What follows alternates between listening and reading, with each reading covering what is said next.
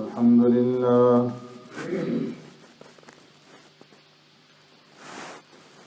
لله نحمده ونستعينه ونستغفره ونؤمن به ونتوكل عليه ونعوذ بالله من شرور أنفسنا ومن سيئات أعمالنا من يهده الله فلا مضل له ومن يضلله فلا هادي له ونشهد أن لا إله إلا الله وحده لا شريك له ونشهد أن سيدنا ونبينا ومولانا محمدا عبده ورسوله أرسله الله إلى كافة للناس بشيرا ونذيرا وداعيا إلى الله بإذنه وسراجا منيرا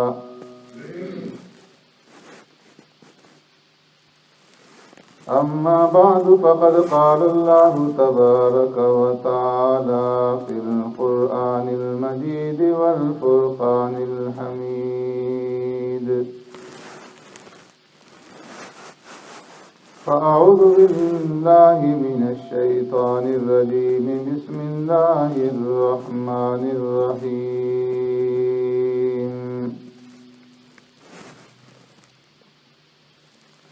والذين لا يدعون مع الله إلها آخر صدق الله مولانا العظيم يا رب صل وسلم دائما أبدا على حبيبك خير الخلق كلهم هو الحبيب الذي ترجى شفاعته بكل هول من الأهوال مقتحم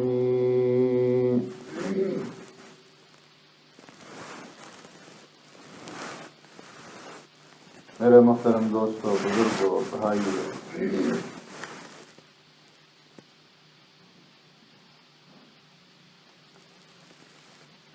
رحمان کے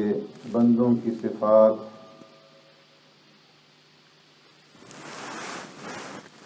اور ان کی شان کے بارے میں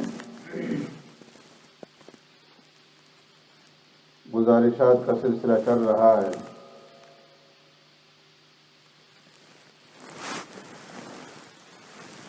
رحمان کے بندوں کی اللہ رب العزت نے چھٹی صفت بیان فرمائی کہ وہ اللہ کے ساتھ کسی کو شریک نہیں ٹھہراتے اور صرف اللہ ہی کو پکارتے ہیں۔ گزشتہ جمعہ میں نے عرض کیا تھا کہ جتنے بھی انبیاء علیہ السلام آئے، انہوں نے مصائب میں، مشکلات میں، تکالیف میں، بیماریوں میں صرف اللہ رب العزت کو پکارا، اور اللہ رب العزت نے ان کی پکار کو سنا اور ان کی مدد فرمائی، ان کو مصائب اور مشکلات سے نکالا اور ان کے سوال کو پورا کیا۔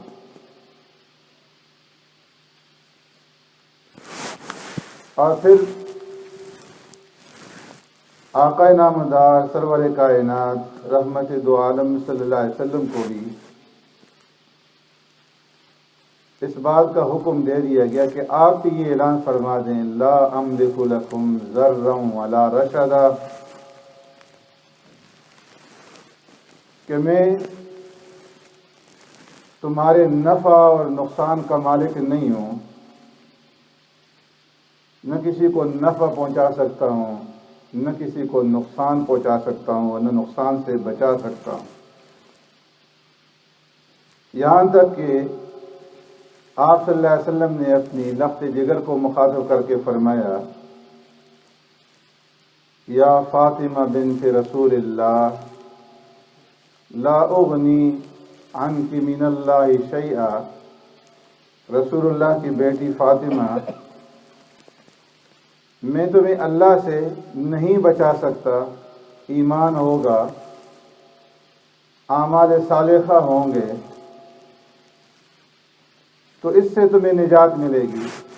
ورنہ اس نسبت سے کہ میں رسول اللہ کی بیٹی ہوں اور مجھے نجات مل جائے، فرمایا ایسا نہیں ہو، نہ دنیا کے اندر اور نہ آخرت کے اندر میں اللہ کی پکڑ سے کسی کو بچا سکتا ہوں۔ تو جب سید الاولین والآخرین یہ ارشاد فرمائے تو پھر عام مخلوقات کی کیا اہمیت اور کیا وقت رہ جاتی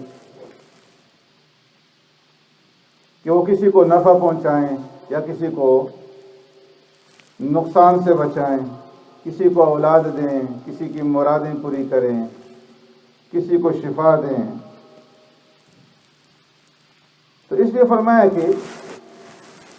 وہ تنہا ہے ذات میں، صفات میں، افعال میں، اسی طرح عبادت میں، اس لیے صرف اسی کو پکارا اور اسی کے سامنے اپنی مرادیں رکھ۔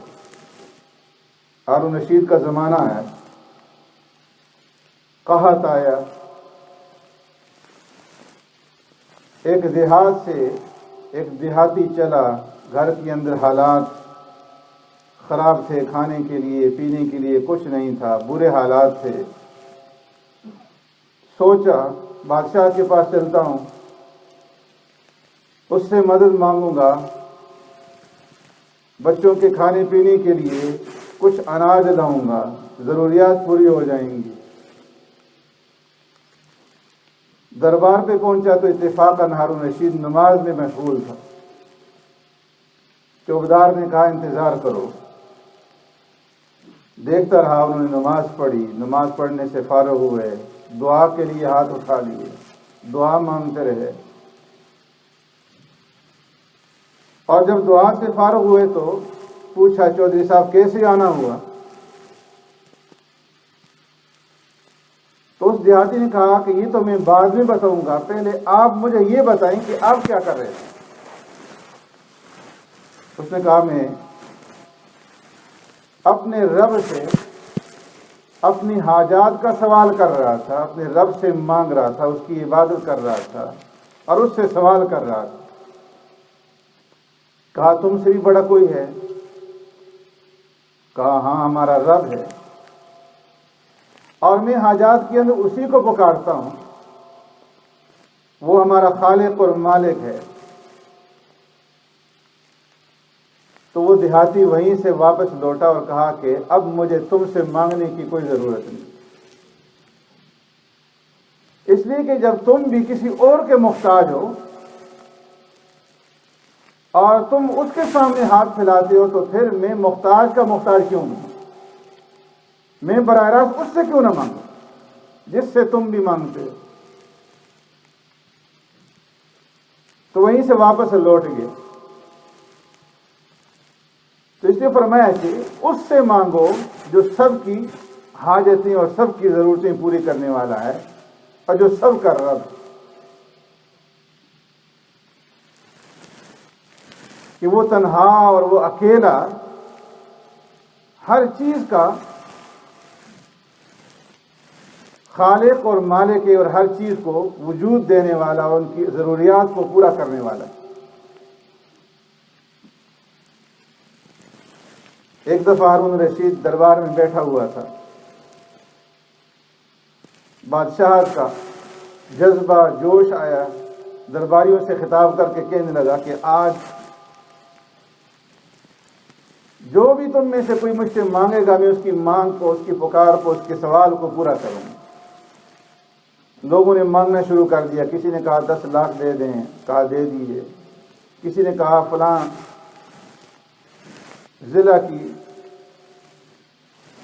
ہمیں گورنری دے دیں، کہا دے دی، کسی نے کہا فلاں ایسا زمین کا دے دیں، دے دیا،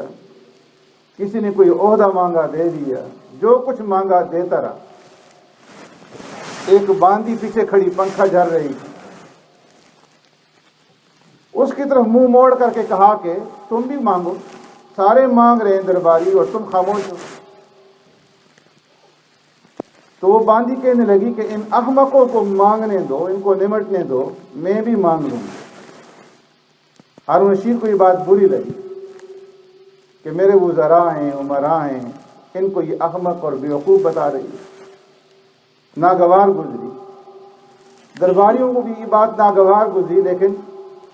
بادشاہ کی باندی تھی، کیا کہہ سکتے۔ جب سب لوگ مانگ کر کے فارغ ہوئے تو ہارون رشید نے کہا کہ اب مانگو، کیا مانگتی ہو؟ کہا جو مانگوں گی دو گے۔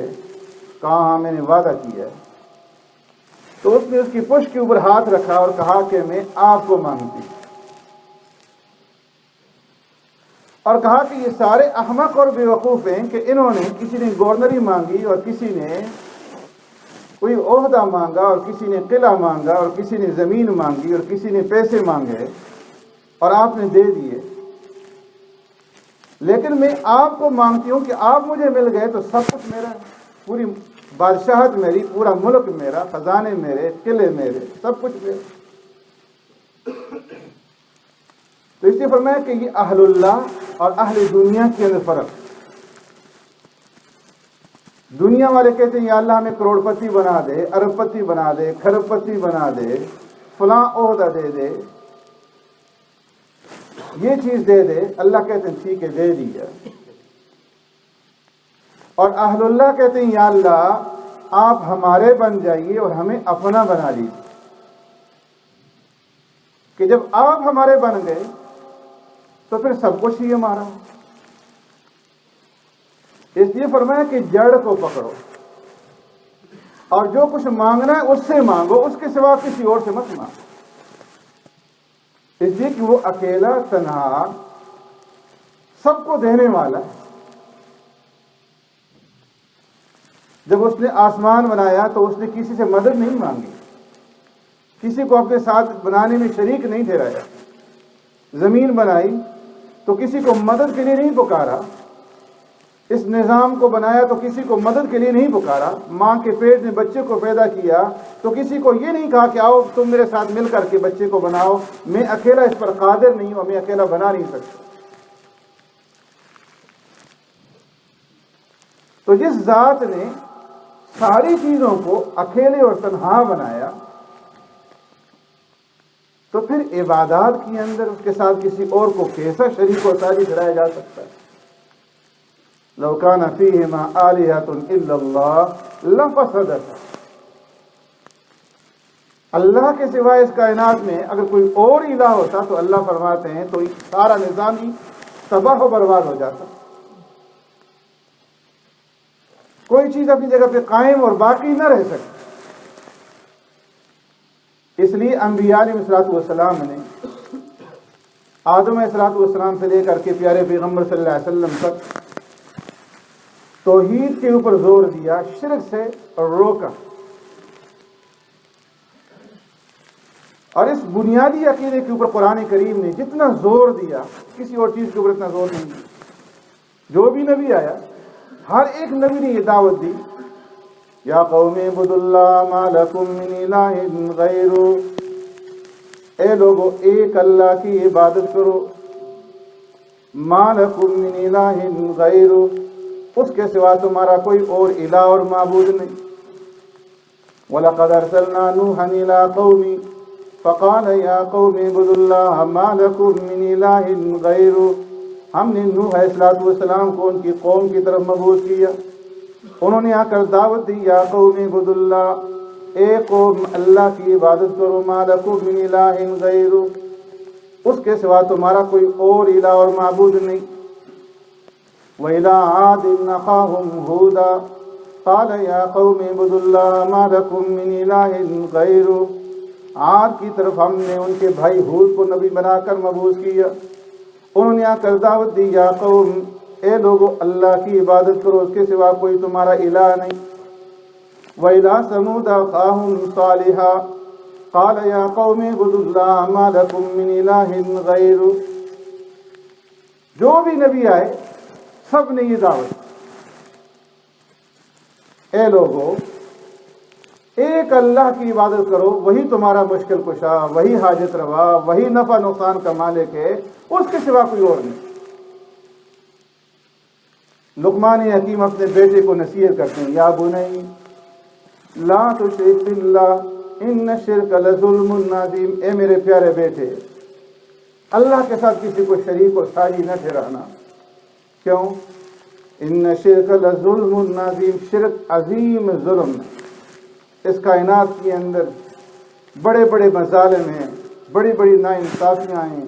حق تلفیاں ہیں جو ہو رہی ہیں، لیکن فرمایا سب سے بڑا ظلم اور سب سے بڑی ناانصافی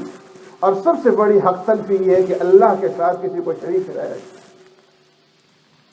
اللہ اپنا ضابطہ بیان فرماتے ہیں، قانون بیان فرماتے ہیں، ان اللہ لا یغفر ان یشرک بہ ویغفر ما دون ذلک لمن یشاء، اللہ مشرک کی مغفرت نہیں کریں، اور شرک سے جو نیچے کے گناہ ہیں وہ اللہ کی مشیت کے اوپر موقوف ہیں، اللہ کی مرضی کے اوپر موقوف ہے، جسے چاہیں اللہ معاف کر۔ وَمَن يُشْرِكْ بِاللَّهِ فَقَدِ افْتَرَىٰ إِثْمًا عَظِيمًا، فرمایا جس نے اللہ کے ساتھ کسی کو شریک اور ساجی ٹھہرایا اس نے اللہ پہ بہت بڑا بہتان باندھا۔ إِنَّهُ مَن يُشْرِكْ بِاللَّهِ فَقَدْ حَرَّمَ اللَّهُ عَلَيْهِ الْجَنَّةَ وَمَأْوَاهُ النَّارُ وَمَا لِلظَّالِمِينَ مِنْ أَنصَارٍ، إِنَّهُ مَن يُشْرِكْ بِاللَّهِ، جس نے اللہ کے ساتھ کسی کو شریک اور ساجی ٹھہرایا، فقد حرم اللہ علیہ الجنہ، اللہ نے اس کے اوپر جنت کو حرام کر دی، وہ جنت میں کبھی داخل نہیں ہو سکتا جب تک کہ وہ شرک سے توبہ نہ کرے، اور اس کا ٹھکانہ فرمایا دوزخ ہے، جہنم ہے، جو جہنم کے اندر مقید رہے۔ وما للظالمین من انصار، کوئی اسے چھڑا نہیں سکے گا، ظالموں کا کوئی مددگار نہیں کہ اللہ کی پکڑ سے اسے کوئی چھڑا نہیں۔ تو اس نے فرمایا کہ عباد الرحمن جو اللہ کے بندے ہیں، لا یدعون مع اللہ الہا آخر، اللہ کے ساتھ کسی کو شریک و ساجی نہیں ٹھہراتے، اس لیے کہ عظیم ظلم، اس سے بڑا گناہ کوئی نہیں۔ پیارے پیغمبر صلی اللہ علیہ وسلم سے پوچھا گیا، یا رسول اللہ گناہوں میں کون سا گناہ سب سے بڑا ہے؟ فرمایا ان تشرک باللہ ان تجعل للہ ندا وقد خلقک، اللہ کے ساتھ کسی کو شریک ٹھہراؤ حالانکہ اللہ نے تمہیں پیدا کی۔ اللہ نے 1,24,000 انبیاء علیہ السلام اس دنیا کے اندر کم و بیش مبعوث فرمائے، ان میں سے 25 انبیاء کے نام اللہ نے قرآن میں ذکر فرمائے، اور ان میں سے 18 جو انبیاء ہیں ان کا ذکر اللہ نے سورہ انعام کے اندر ایک ہی رکوع کے اندر 3 آیات کے اندر فرمایا، ان کے نام ذکر کیے، اور باقی جو انبیاء ہیں ان کا ذکر اجمالاً انبیاء کے لفظ سے، رسل کے لفظ سے اور نبیین کے لفظ سے ذکر فرمایا۔ فرمایا وَتِلْكَ حُجَّتُنَا آتَيْنَاهَا إِبْرَاهِيمَ عَلَىٰ قَوْمِ، یہاں پر ابراہیم علیہ السلام کا ذکر ہوا۔ اس سے پہلے رکوع کے اندر ابراہیم علیہ السلام کا مناظرہ ہے، جو باپ کے ساتھ ہوا، قوم کے ساتھ مناظرہ ہوا، اور اس کے اندر اسی بات کو ابراہیم علیہ السلام نے آشکارا کیا کہ اللہ کے ساتھ کوئی اور شریک نہیں۔ انی وجہت وجہی للذی فطر السماوات والارض حنیفا وما انا من المشرکین، میں نے اپنا چہرہ اس ذات کی طرف پھیر دیا کہ جو حنیف ہے،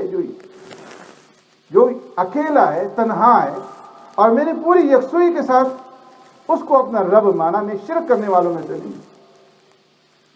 اور فرمایا وحاجہ قوم نے ان کے ساتھ جھگڑا کیا اس کے اوپر،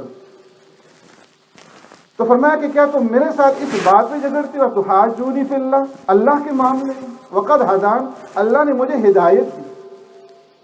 اور مجھے اپنے شریکوں سے تم ڈراتے ہو کہ دیکھو اگر تم نے ہمارے ان معبودان باطلہ کو پوجا نہیں، ان کی پرستش نہیں کی، ان کو برا بھلا کہنا نہیں چھوڑا تو یہ تمہیں نقصان پہنچائیں گے۔ تو جواب دیتے ہیں وَلَا أَخَافُ مَا تُشْرِكُونَ بِهِ إِلَّا أَن يَشَاءَ رَبِّي شَيْئًا، جن کو تم اللہ کے ساتھ شریک ٹھہرا رہے ہو اور مجھے ڈرا رہے ہو، ولا اخاف، میں ان سے نہیں ڈرتا۔ وَكَيْفَ أَخَافُ مَا أَشْرَكْتُمْ، آگے فرماتے ہیں کہ میں کیسے ڈروں ان سے کہ جن کو تم اللہ کے ساتھ شریک اور ساجی ٹھہرا رہے ہو۔ وَلَا تَخَافُونَ، حالانکہ ڈرنا تو تمہیں چاہیے کہ تم اللہ کے ساتھ، کہ جو تمہارا خالق اور مالک ہے اور جو تمہارے حق ایک عمل کے بارے میں جانتا ہے، اور اس کے باوجود تم اس کے ساتھ شریک ٹھہراتے اور تم نہیں ڈرتے اور مجھے ان معبودان باطل سے ڈراتے۔ تو اس کے بعد اللہ رب العزت انبیاء کا ذکر کرتے ہیں کہ ابراہیم علیہ السلام، اور پھر اسحاق، یعقوب، اور پھر نوح، سلیمان، ایوب، یوسف، موسیٰ، ہارون، زکریا، یحییٰ، عیسیٰ، الیاس، کل من الصالحین، اور اس کے بعد فرماتے ہیں اسماعیل، یسع، یونس، لوط، اور اس کے بعد فرماتے ہیں ذالک ھدی اللہ یہدی بہ من یشاء من عبادہ ولو اشرکوا لحبط عنہم ما کانوا یعملون، کہ یہ 18 انبیاء علیہ السلام ومن آبائہم، اور پھر ان کے آباء و اجداد میں سے جتنے انبیاء آئے، و ذریاتہم، ان کی ذریت میں، ان کی نسل میں جتنے انبیاء آئے، و اخوانہم، ان کے بھائیوں میں جتنے انبیاء آئے، یہ سارے 1,24,000 انبیاء کا ذکر اجمالاً یہاں پہ کر دیا۔ اور اس ذکر کے بعد فرمایا وَلَوْ أَشْرَكُوا لَحَبِطَ عَنْهُمْ مَا كَانُوا يَعْمَلُونَ، یہ سارے انبیاء بھی اگر بفرض محال خدا نخواستہ نبی شرک کیا ارتکاب نہیں کر سکتا، لوگوں کو سمجھانے کے لیے اللہ فرما رہے ہیں وَلَوْ أَشْرَكُوا، لوگوں کا لفظ ذکر کیا، فرض محال اگر یہ سارے انبیاء علیہ السلام اللہ کے ساتھ کسی کو شریک ٹھہرائیں، لَحَبِطَ عَنْهُمْ مَا كَانُوا يَعْمَلُونَ، تو ان کے اعمال بھی سارے کے سارے برباد ہو جائیں، اکارت ہو جائیں۔ نبی کا عمل کتنا بڑا عمل ہوتا ہے، فرمایا کہ ان کا وہ عمل بھی شرک کے مقابلے میں کام نہیں دے سکتا۔ اور پھر ان سارے انبیاء کے بعد جو سید الرسل ہے، خاتم النبیین، محمد الرسول اللہ صلی اللہ علیہ وسلم، ان کو اللہ الگ سے خطاب فرماتے ہیں وَلَقَدْ أُوحِيَ إِلَيْكَ وَإِلَى الَّذِينَ مِن قَبْلِكَ لَئِنْ أَشْرَكْتَ لَيَحْبَطَنَّ عَمَلُكَ وَلَتَكُونَنَّ مِنَ الْخَاسِرِينَ، میرے محبوب وَلَقَدْ أُوحِيَ إِلَيْكَ، ہم نے آپ کی طرف اس بات کی وحی کی ہے،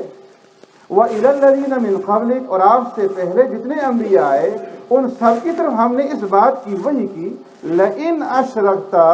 لَيَحْبَطَنَّ عَمَلُكَ، میرے محبوب اگر آپ بھی اللہ کے ساتھ کسی کو شریک ٹھہرائیں گے تو آپ کے سارے اعمال بھی کیا ہو جائیں گے، لَيَحْبَطَنَّ عَمَلُكَ، سب کے سب ضائع اور بیکار ہو جائیں گے، وَلَتَكُونَنَّ مِنَ الْخَاسِرِينَ، اور آپ نقصان اور خسارہ اٹھانے والوں میں سے ہو جائیں گے۔ ہمارا یہ ایمان ہے اور ہمارا یہ عقیدہ ہے کہ نبی کا ایک عمل ایک طرف رکھ دیا جائے اور پوری امت کے جتنے بھی نیک اعمال ہیں ان سب کو دوسری طرف رکھ دیا جائے، تو نبی کا ایک عمل پوری امت کے اعمال کے اوپر بھاری ہو۔ نبی کے عمل کے اندر اتنا اخلاص ہوتا ہے، اتنا وزن ہوتا ہے کہ نبی کا ایک عمل پوری امت کے اعمال کے اوپر بھاری۔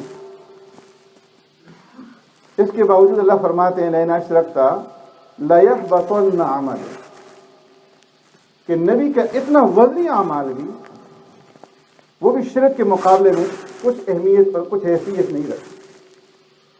تو عام انسان اس کے اعمال کیا ہوں گے، ان کا وزن کیا ہوگا، وہ اگر اللہ کے ساتھ ذات میں، صفات میں، افعال میں عبادات میں کسی کو شریک ٹھہرائیں گے تو ان کے اعمال انہیں کیسے نجات دلا سکتے ہیں؟ اس لیے فرمایا کہ والذین لا یدعون مع اللہ الہا آخر، جو رحمان کے بندے ہیں ان کی صفت یہ ہے، ان کی شان یہ ہے کہ وہ نہ تو ذات میں، نہ صفات میں، نہ افعال میں، نہ عبادات میں اللہ کے ساتھ کسی کو شریک اور ساجد ٹھہراتے ہیں۔ سبحانک اللہم و بحمدک، نشہد ان لا الہ الا انت، نستغفرک و نتوب الیک۔